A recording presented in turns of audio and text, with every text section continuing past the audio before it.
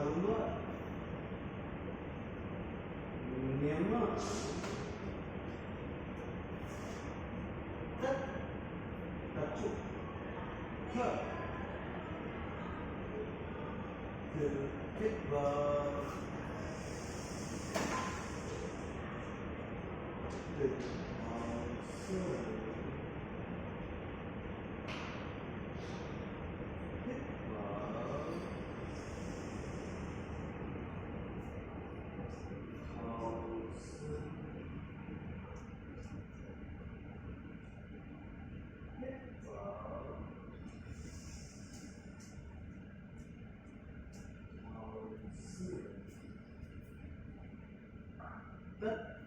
Vale, nuevo, nueva, nueve,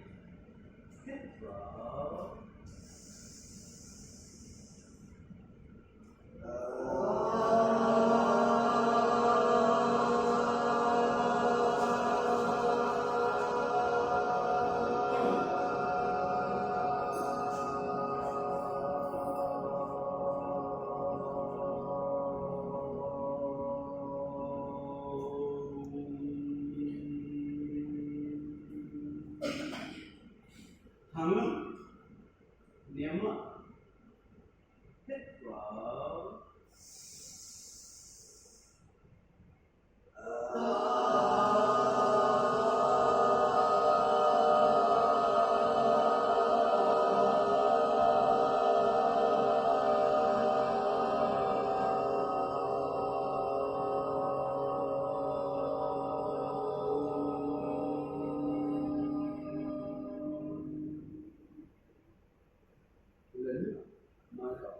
nói lên kết quả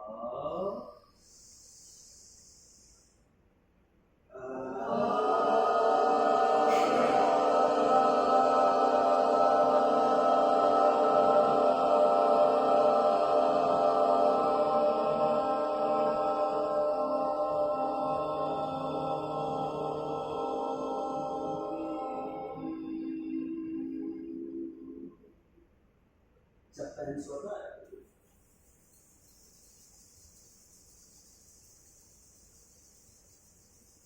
rất thời vấn vậy lính mà thảo lắm mà thời vấn vậy chúa mà từ mama नीलम बंद है नमस्ते everyone welcome to your class hi guys लुम्हा thảo từ xoay xoay circle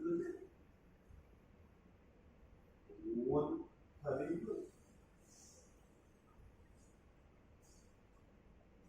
two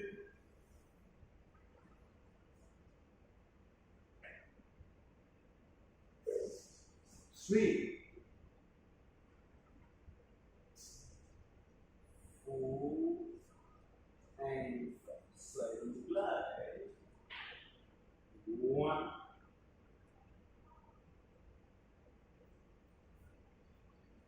two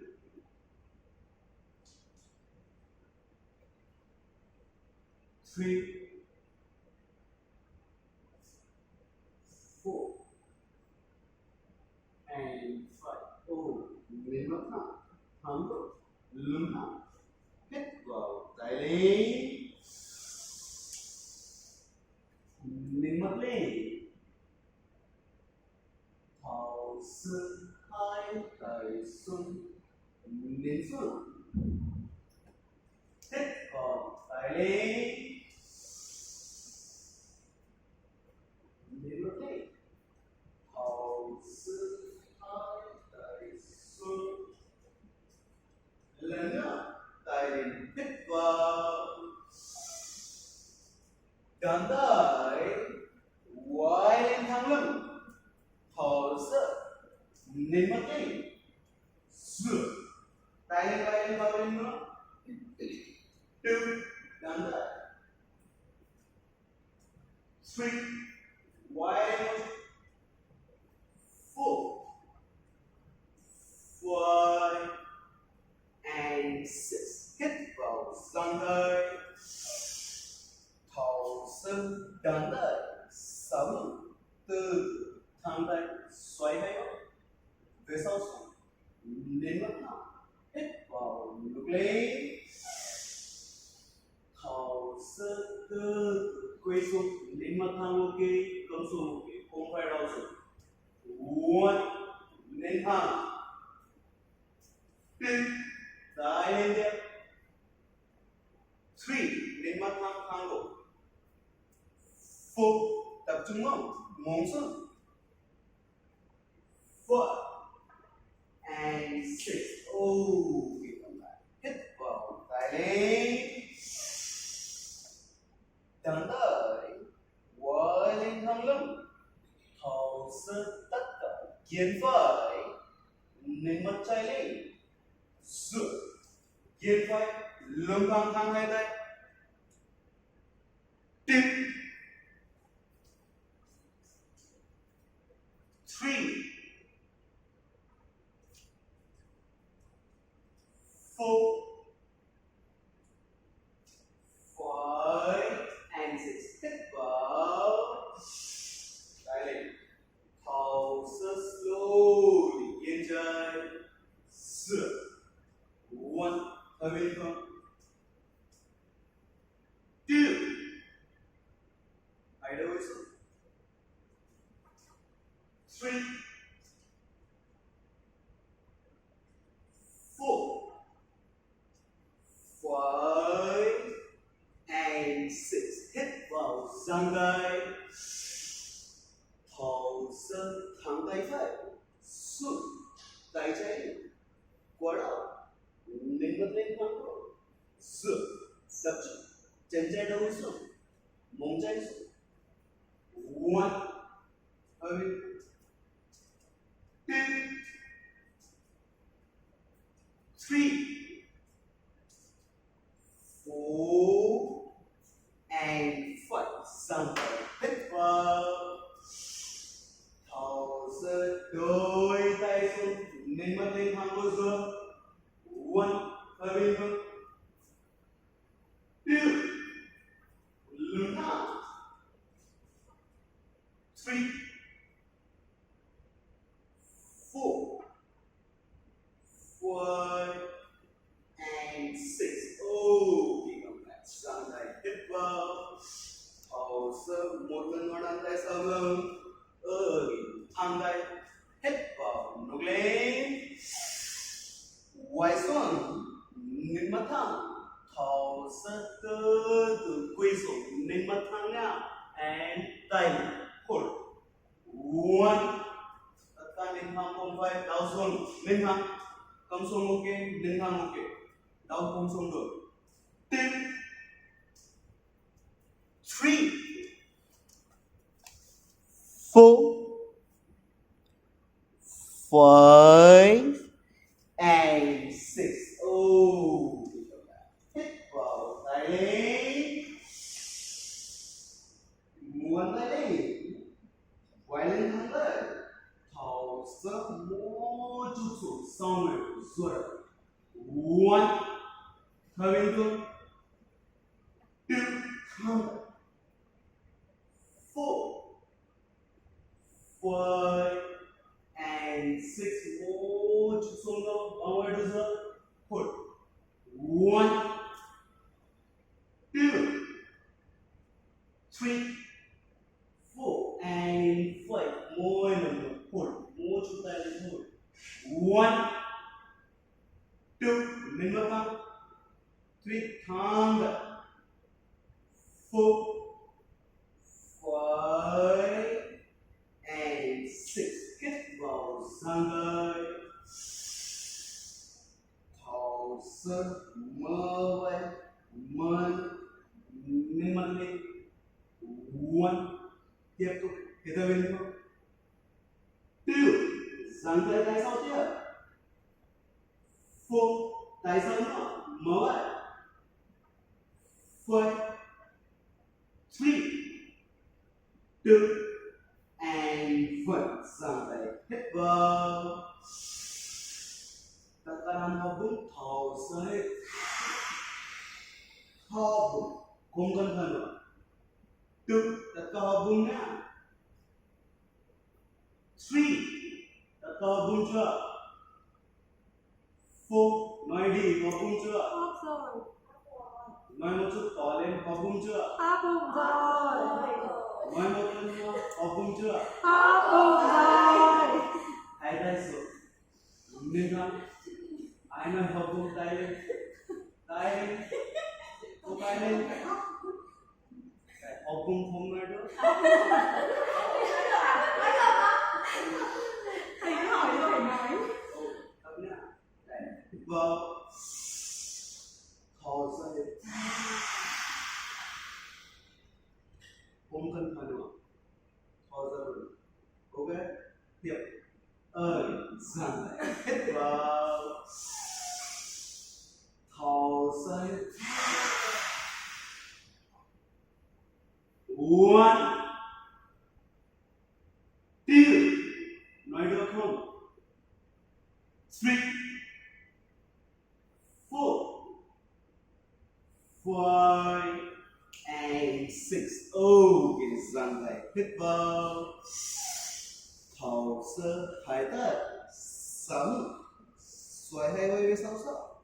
Từ từ ngược lên. Hít vào, ngược lên. Thang tay. Thở ra mông lên. Lên mắt lên thang thôi. Ok, mông vùng bên xuống nhá. 3 lần nữa. Hít vào, mông lên nữa. Thở ra lên nhá. Hít vào, lên nữa. Thở ra thang thôi. Lên mắt thang lên. Hít vào. Thở ra hết. Lên hết. Lên nhá. 4 5 3 2 and 1. Từ từ mông xuống. Hít vào tay lên. Thở ra thang tay với xuống đầu xuống anh hold. Yes, tay xuống đầu xuống. 1. Nào không tập trung. Thang hai tay. 2. Thêm tay chân nữa. 4. Tiếp tục thêm tay chân nữa. 5 6. Mông xuống nhá. Thêm tay chút. 7 8 9 and 10. Okay, come back. Hít vào giang tay. Thở ra tay chết. Về sau xuống. Thang hai vai. Thang tay vai. Hít vào ngược lên. Thở ra mông lên. Đây ok. Đây ok. Đây ok. Ai làm đâu xuống xuống. Hold. 1.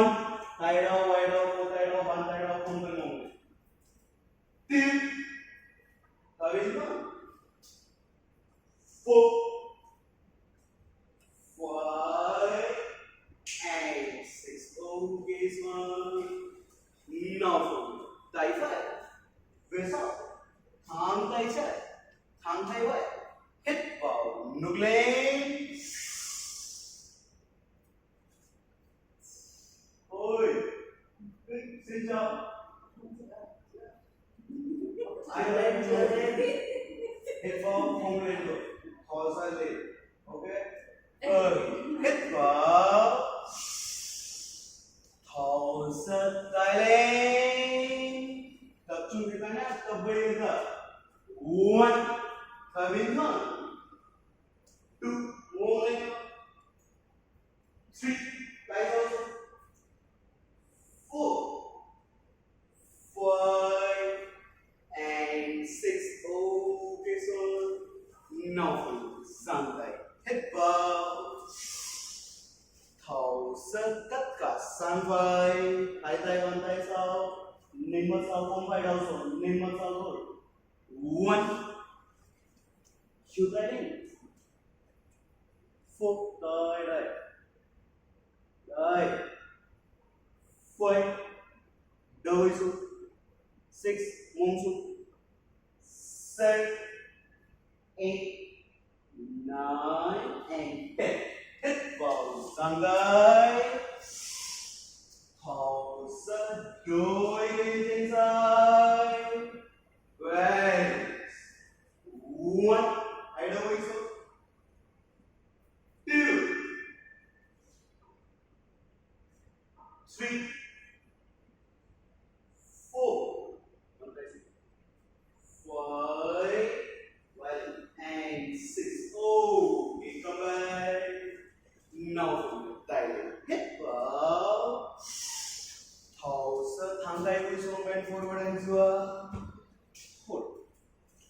one,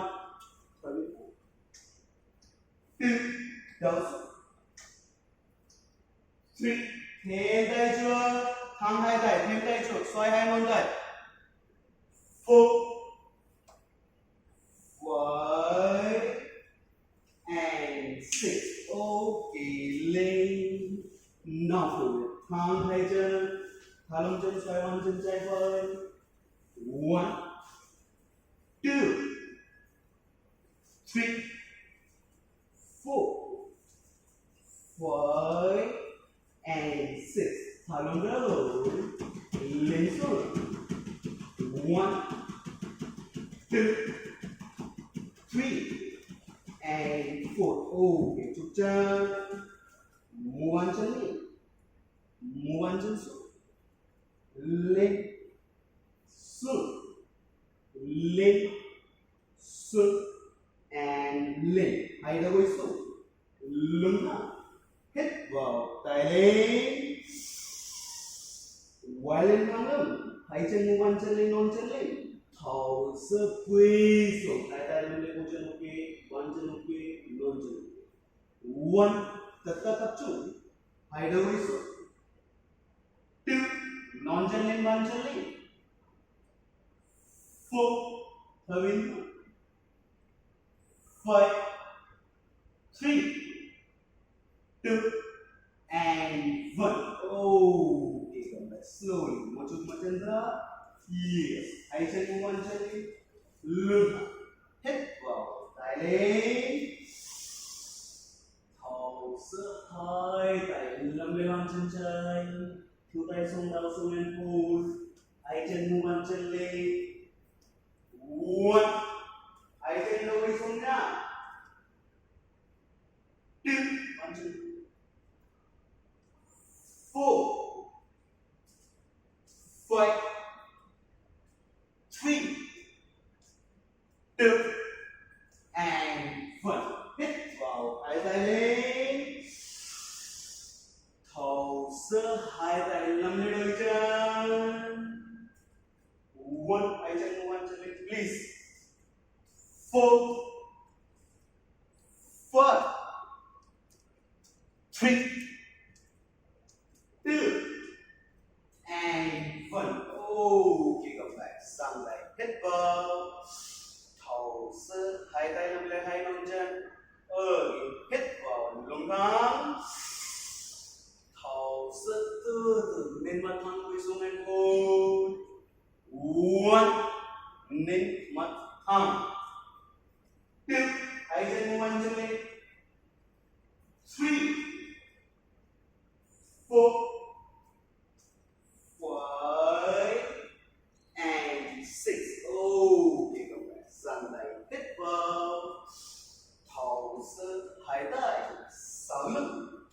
Cặp hai chân. Hít vào.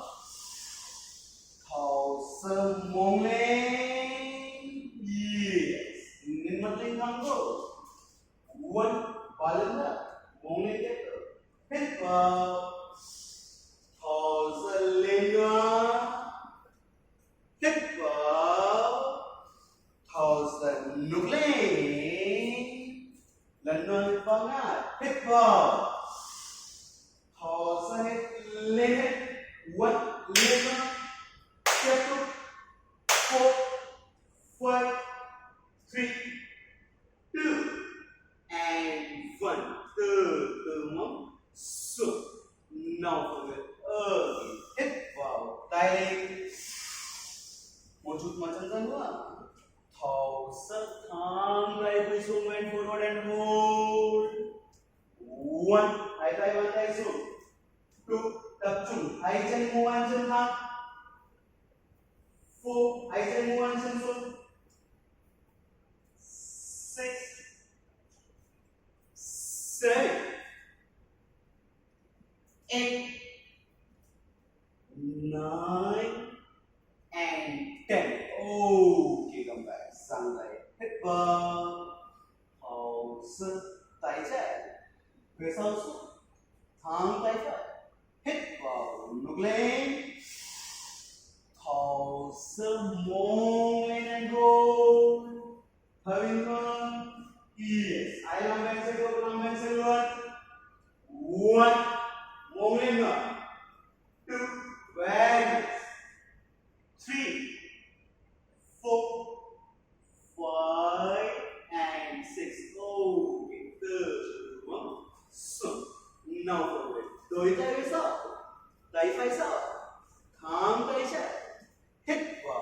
lên, thở sơ mông lên and hold. Very nice. One, lên tiếp. Two, lên nữa. Three, từ từ bằng chân. Five and six. Okay, Xuân. Nào phù miệng tiếp. Hít vào tay lên. Thở sơ quỳ xuống bàn tay đau xuống and hold. One. Một chút thêm tay chút nữa. Tung tập trung hai bàn chân thẳng. Four, một bàn chân xuống. Three, two, and one. Okay, lên. Slowly. Chụp hai đôi. Yes. Hít vào sang tay. Thở sơ bên trái. Chắp tay. Thẳng hai vai. Nên mắt sau. Dựa. Chụp hai đôi. One. Chụp chân. Chụp đôi.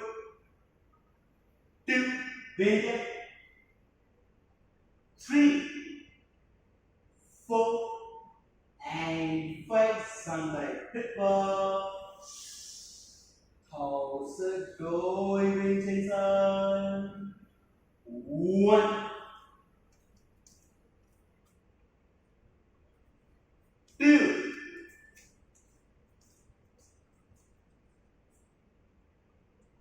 Three.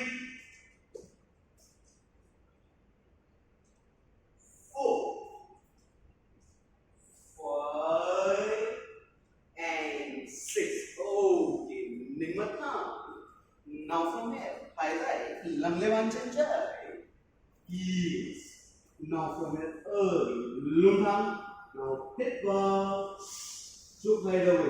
Thở sơ thẳng chân lên. Mua bàn chân lên. Lần nữa hít vào. Lưng thẳng. Thở sơ quỳ xuống. Hold. One. Chụp hai đôi nhá. Two.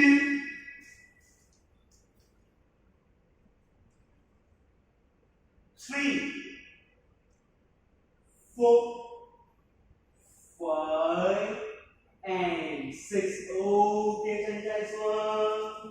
Slowly. Hai tay lên bàn chân phải. Hít vào. Thở dần lên. Hai đôi chung tập trung thôi. One. Two. Three. Four.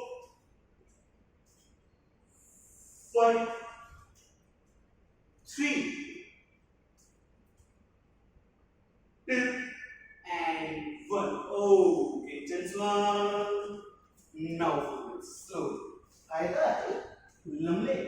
Hai đôi chân. Hít vào. Lưng thẳng. Thở sơ thẳng tay. Thẳng chân.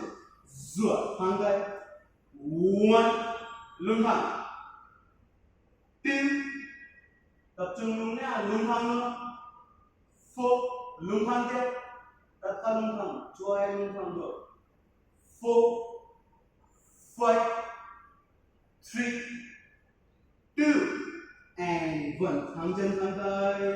Mua bàn chân lên. One. Two. Chân sau 10 độ chân lên. Four.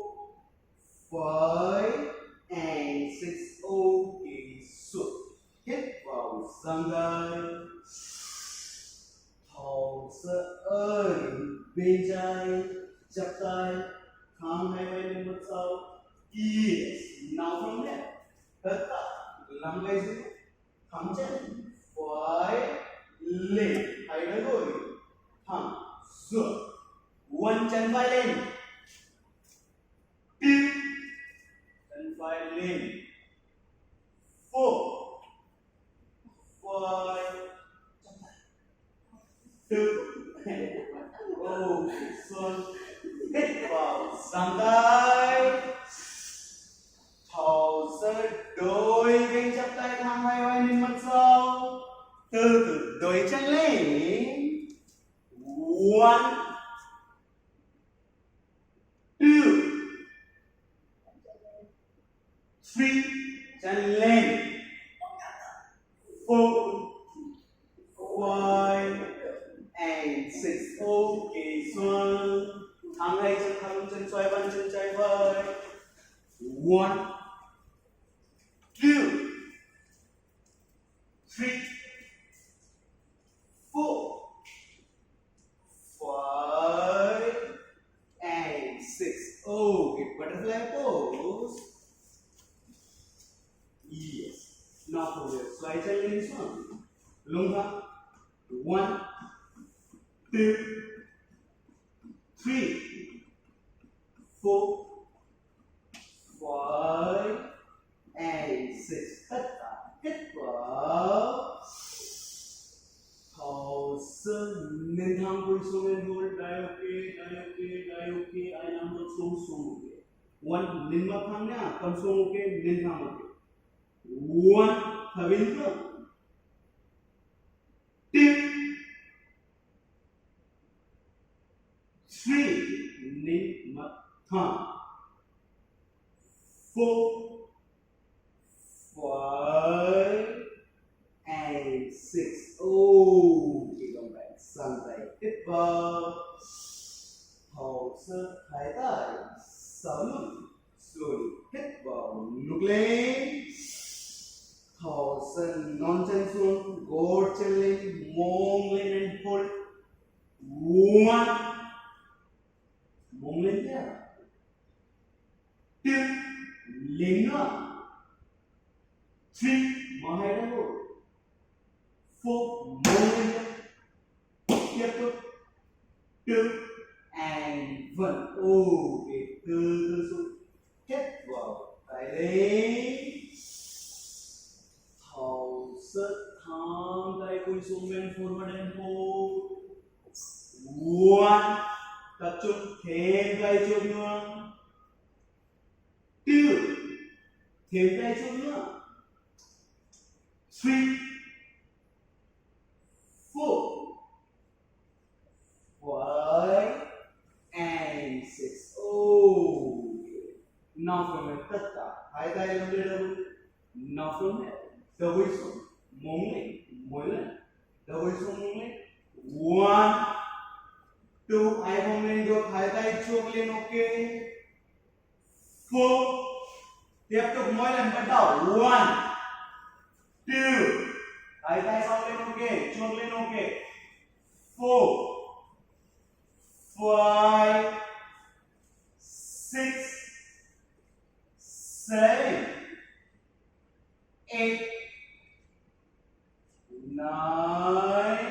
lên tất cả lên luôn.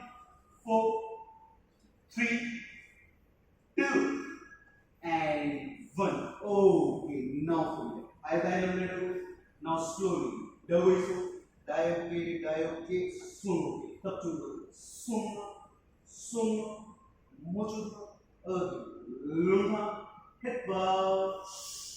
The way xuống nhá, the way không lên được. Thảo sơ quay xuống. 4, 1, 2, 3,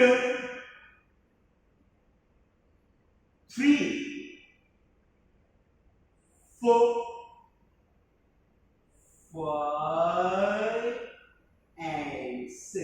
Good. Sang tay. Now tay phải sau. Tay trái thẳng. Hít vào. Nút lên. Thảo sơ chân phải đỡ quay xuống and mông lên hold. 1, 2, thở bên ngoài. 3, mông lên. 4, 5, and 6. Okay, từ xuống. Now đôi tay sau, tay trái sau, tay phải. Hít vào, ngược lên. Thảo sơ xoay tay mông lên hold. Very nice. 1, mông lên. 2, thẳng tay. 3, 4,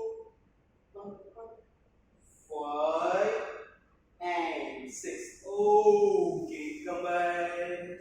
lần nữa tay lên hít vào thở ra một lần nữa quay xuống bên forward hand tay đau xuống lên hold 1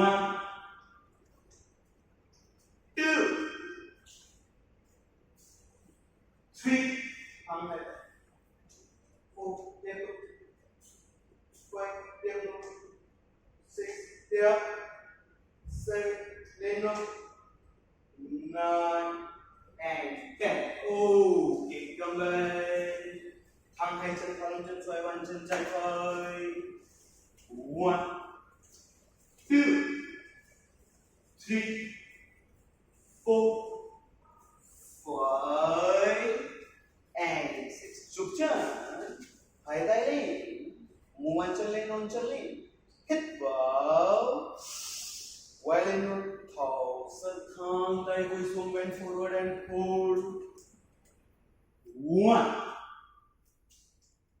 2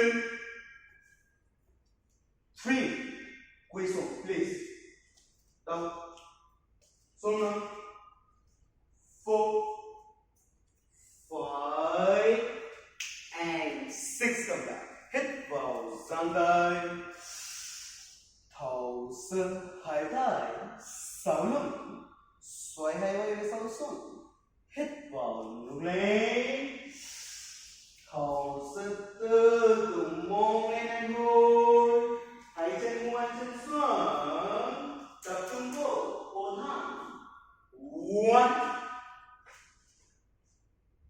2 3 4 and 5 okay từ từ mông xuống hít vào tay lên thở ra lần nữa quay xuống bend forward and hold 1 2 hai chân mu bàn chân lên non chân lên hai đôi xuống 5 and 6 come back hít vào giang tay chụp chân mu bàn chân lên thở ra slowly sang vai tay tay bàn tay sau now from here tập trung cái gì vai phải lên từ từ vai phải lên hold mông trái xuống 1 mu bàn chân lên 2 quay lên nhẹ 4 quay lên nhẹ 5 and 6 hít vào sang tay thở ra đôi bên chụp chân mu bàn chân lên 4 slowly mông xuống right left 4 3 2 and 1 okay come back meow meow cat pose Mèo.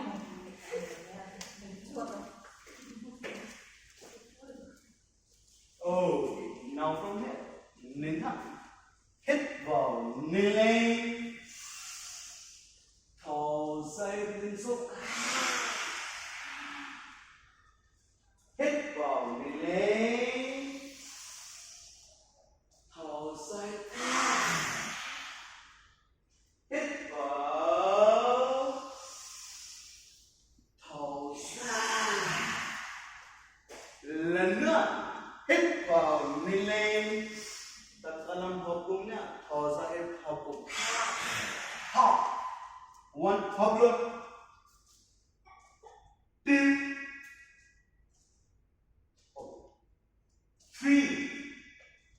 3 4 5 2 and 1 okay lên mặt thẳng yes hít vào thẳng chân phải lên thở ra tay trái lên yes now from here hai mông thẳng chân sau mu bàn chân xuống slowly thẳng hai vai now mu bàn tay lên thẳng tay 1 quay lên 2 3 4 and 5 tay xuống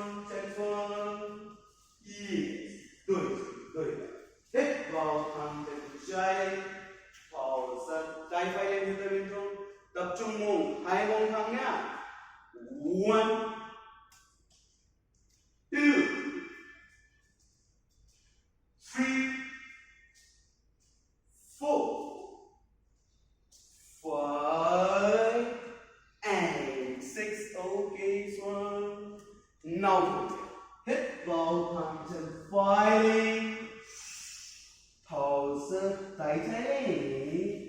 Nào tiếp tục hít vào bên trong chân lên nữa, phục tay lên, chân lên tiếp, tay lên tiếp, chân lên tiếp, tay lên tiếp, chân lên, tay lên, chân lên, chân lên, tay lên, nữa, tay lên, 4, 5, 3, tay lên, 2 and 1. Okay, son. Với tay lên hít vào thẳng chân trái, thở sơ tay phải lên. Yes, tiếp tục lên nữa.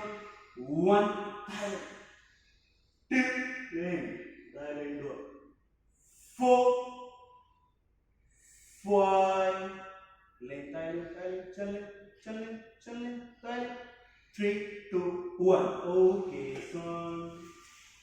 Now, hít vào thẳng chân phải lên, thở sơ tay trái lên, gập chân phải, tay trái nắm lấy bàn chân phải. Hít vào, thở sơ thẳng tay lên. 1, tập trung vai lên nữa. 2, nâng lên. 3, nâng mặt lên. 4, 5, 2, 3 and 1. Okay, so hít vào thẳng chân trái, thở sơ tay phải lên, gập chân lên bàn chân. Hít vào, thở sơ lên tiếp. 1, vai lên nữa. 2, here, vai lên. 5, thẳng lại. 2, lên mặt lên. 6, tập trung lưng trên nữa. 7, chân lên. 2 and 1. Okay, so now forget. Một lần mông xoang thẳng tay and back. Yes. 1, thở bên thẳng. 2, 3, 4, 5 and 6. Meow. Yes. Now from it slowly. Lên mặt thẳng, giang tay phải, hít vào tay phải lên, thở sơ vai phải xuống, tay trái lên, tay trái bên phải and pull. 1, thở lên nữa. 2, 3, hít vào, thở sơ, hít vào, thở sơ đầu vai xuống. 1, 2, 3, 4 and 5. Okay, again, meow meow. Yes. Làm đôi tay, giang tay trái, hít vào tay lên, thở sâu vai trái xuống tay phải lên, tay phải bên trái. Hold. 1, thở bên trong, tay xuống. 4, tay xuống. 5, tay xuống. 3, 2 and 1. Okay, lên. Yes. Now hít vào thẳng chân phải lên, thở sơ chân phải sang trái, mu bàn chân xuống. Now slowly, tay phải thẳng đầu với chân trái, tay phải thẳng đầu với chân trái. Yes. Now hít vào, quay lên, tay trái xuống. Ok, giang tay ok, ai làm được tay lên, lên mặt lên ok. 1,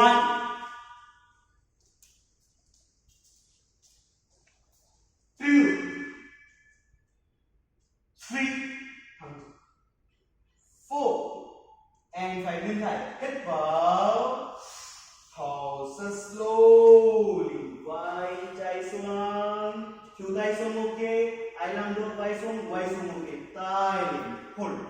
1, hold lên mặt. 2, 3, 4 and phải ai làm được thẳng chân phải lên từ từ. Chân phải lên very good. Chân xuống ok, chân lên ok. 2 3 1 tay phải lên ngón chân hướng không. Same day. 6 4 2 3 and 1. Now. Ok, không sao, cô lên thôi. Yes. Đôi tay đôi chân. Hít vào thẳng chân trái lên. Tháo sơ chân trái sang phải một bàn chân xuống. Slowly tay trái thẳng đầu với chân phải. Now hít vào. Quay lên. Tháo sơ tay phải xuống ok. Tay phải lên ok. Hold. 1 2 đầu xuống bóng đầu lên tay lên 5 4 and 6 hít vào thở ra đôi tay xuống khuỷu tay xuống ok vai xuống ok dựa 1 2 and 4 5 and 6 ai làm được chân lên thôi 1 2 3 and 4 tu gập chân nắm lên bàn chân ok hold 1 2 3 4 and phải nắm nữa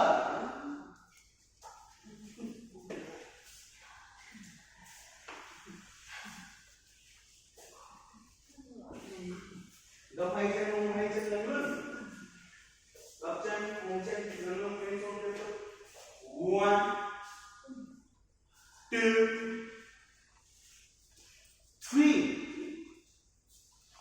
4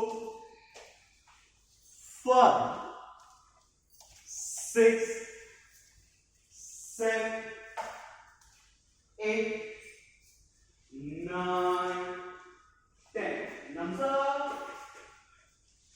nắm sấp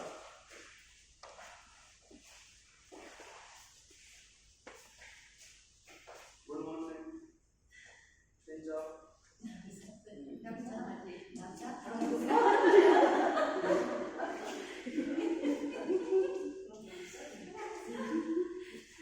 chụp chân chụp một chân chụp bàn chân chụp ngón chân chụp hết yes gập hai tay lên nữa hít vào thở sơ lên nên mất lên uống xoay hai bên sau xuống chụp tập trung chụp chân chụp đầu gối chụp bắp chân chụp ngón chân chụp cổ chân 4 5 3 2 and one lên thẳng hít vào thở sơ downward facing dog thẳng tay thẳng chân chụp chân lên xuống yes tất cả làm vào bụng hít vào thở ra hít out one bốn chân xuống 2 3 4 up bụng 2 and 1 thả lỏng bụng hít vào thẳng chân phải lên thở ra chân phải chuông hai tay yes now from here gập chân trước chỉnh ngoái đầu thẳng chân sau gột chân lên chỉnh ngoái đầu lưng thẳng niêm mặt thẳng hai tay đây thả lỏng tay nào hít vào tay lên thở ra niêm mặt thẳng lên xuống 1 mông lên luôn xuống 2 lưng thẳng 3 mông xuống 4 gột chân lên chân sau 5 lưng thẳng arm back 5 4 3 2 and 1 hai tay xuống chân phải lùi sau downward dog làm đôi chân hít vào thẳng chân trái lên, thở sơ chân chạy chua hai tay xuống, hít vào tay lên, thở sơ lên mặt thẳng. One, thẳng chân sau. Two, buông xuống chân sau vượt chân lên. Four, một chút buông lên thẳng lưng. Five, thẳng hai tay vai lên. Four, vượt chân lên nữa. Two, three, and one, hai tay xuống, chân lưng sau luôn. Yes, tiếp tục hít vào thẳng chân vai lên, thở sơ chân phải chua hai tay. Now from here early, học buông nhá, nên thẳng, hít vào tay lên, thở sơ hít. One, two, three, đầu xuống thôi. Four, five, and six, hai tay xuống, chân lùi sau đong vào đầu, hít vào thẳng chân trái lên, thở ra chân chạy chua hai tay, lần nữa, hít vào tay lên, thở ra hồng.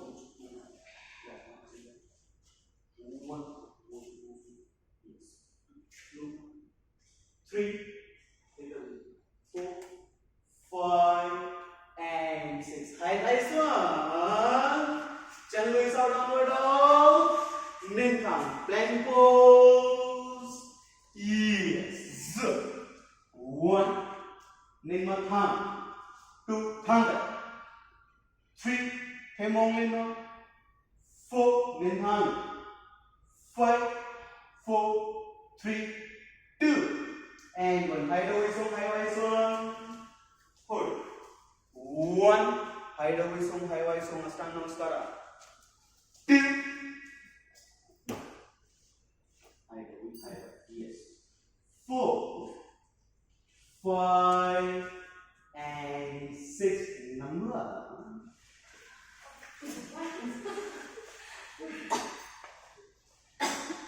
Gập chân, ôm chân, lưng lưng.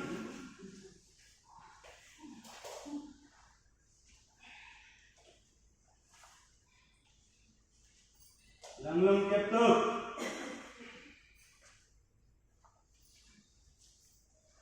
Nào tất cả đung lên, thăng chân môi lên. Đung lên. Lưng lưng tiếp. Đung lên. Lăn xong rồi đứng lên. Yeah. Lưng lưng tiếp. Ngồi lên nhá, bắt đầu. One, two, tiếp tục. Three, four. Ai có đau đuôi, đau lưng không cần lắm. Four. Cao lên nữa. Five. Nâng lên nữa. Six. Seven. Cao lên nữa thôi. Eight. Nine. And 10. Một lần nữa lên. Okay. Ba lần nữa. Ba lần nữa. Yes. Năm 7 lần thôi. Ba lần nữa. Thì đau đầu gối thôi. Không có. Đau thật. Ok, cái đau đầu gối lên. Đây lên cái đau đầu gối. Yes. Tiếp tục. Ba lần nữa. Đau thì vẫn phải làm, thầy bảo thế thì Lên. mình hỏi Xuống. thì không phải là đau là thôi. Lên. Xuống. Bốn lần.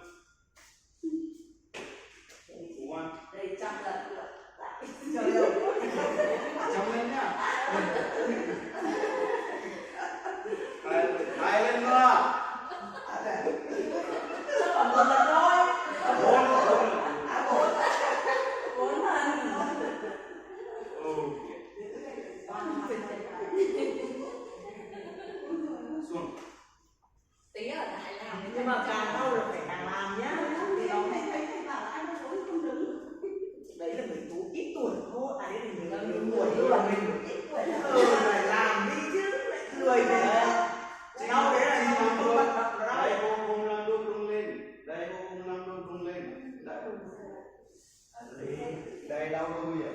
Đâu có nguy hiểm đâu. Cái này nó không ảnh hưởng đến đầu gối mà. Lúc đấy em thấy thầy bảo ai đâu gối không đứng lên. Đau lưng thì cái đầu gối nhưng người ta làm cái tốt mà. Làm này là dễ nhất rồi còn cái gì nữa. Ok, giang hai tay, nằm ngửa.